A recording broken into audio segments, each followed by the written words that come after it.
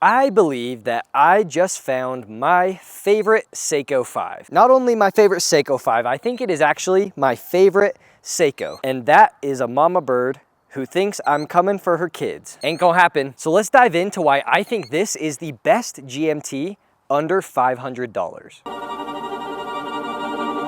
I think that Seiko is one of the very first watch brands that, for most enthusiasts, really catapults us into the world of being a watch nerd or a watch collector. My very first ever watch that I remember having possession of was my grandpa's golden Seiko. In recent years, a big critique of Seiko has been that they are no longer the value-packed brand that they used to be. Seiko has been pushing up their prices and raising the quality a little bit, and it leaves many wondering what happened to the old Seiko. Now, while this might be considered a hot take that Seiko is no longer value-packed, I present to you Exhibit A. What is it that we have here? This watch, and this specific watch, is the Seiko 5 GMT. The reference is SSK033, and it features a silvery white opaline type dial with a Batman, so to speak, colorway bezel. I'm gonna put some numbers up on the screen. These are the very specifics about the dimensions and the sizings and the specs of this watch. But the key points to note on this watch is, though that diameter is 42.5 millimeters, which is pretty big, the way that Seiko does their lugs and their cases, it wears like a 41, maybe even a 40. That lug to lug is super short and compact. And as you can see here on my 6.5-inch wrist, the size on paper does not tell you the full story of how this watch actually wears. At about 13.6 millimeters in thickness, I wouldn't say this watch is thin, but I also wouldn't say that this watch is really thick. I think it complements the overall proportions of this watch, making it feel like something that is substantial on your wrist while not being too oversized. And I certainly don't think that you could call it small either. So when Seiko originally introduced this watch back a couple years ago, they unveiled this new movement, which is the Seiko 4R34, a movement that, in my opinion, kind of went on to revolutionize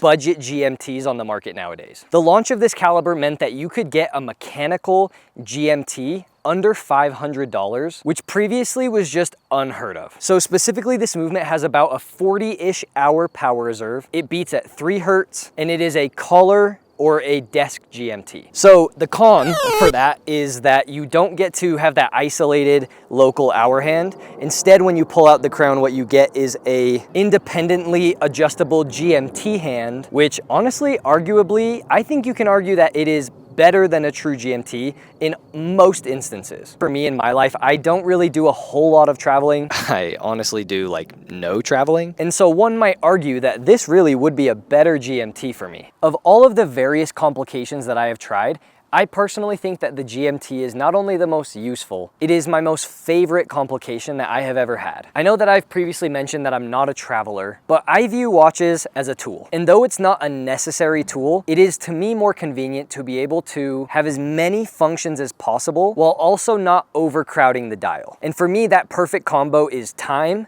GMT, and a date. The added addition that this watch has, though, is that rotating bezel. This bezel is friction fit, so it can go both ways, any direction. There's no clicks. It is an infinitely adjustable and twistable bezel. And in practice, I actually think that it is way better to have a friction fit bezel that you can move anywhere you want with ease versus a comparable GMT bezel that may be 48 clicks or so. Doing some simple math, you can use this bezel as a countdown or count up timer. And of course, the added benefit of this bezel is that you can track a 3rd time zone. So in terms of use case and what you can actually use this watch for, jam-packed. As with a lot of Seikos, this watch comes in so many different colors, but this version, which I would call an opaline silver, is by far my most favorite of all of them. The dial online kind of looks like it's a bit white, but in actuality, it's really a whitish silver, hence why I kind of call it opaline. And it has a sunburst finish, so depending on how the light hits it, you can see those sunburst rays darting out from the middle of the dial. And of course, the other accenting colors is the Batman black and blue colorway, with most notably that very vibrant blue GMT hand. Depending on how the light is hitting it,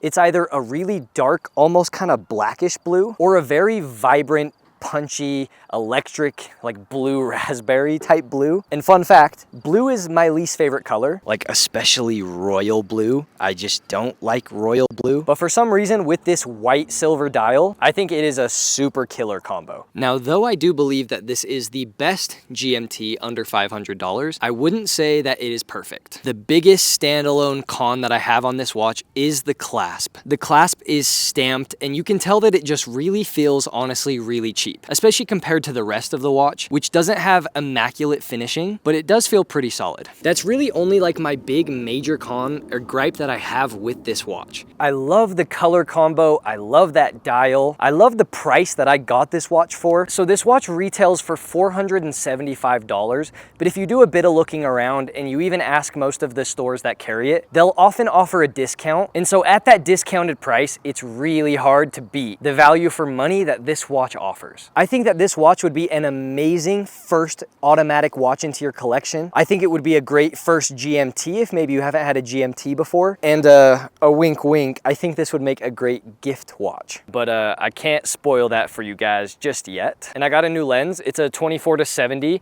and it is so heavy. So I'm gonna stop vlogging. What do you guys think about the Seiko 5 GMT? Do you think that this is the best GMT under $500? Or do you think that there is something better? I'm curious to know your thoughts down below in the comments. And as always, a big thank you for staying to the end of this video.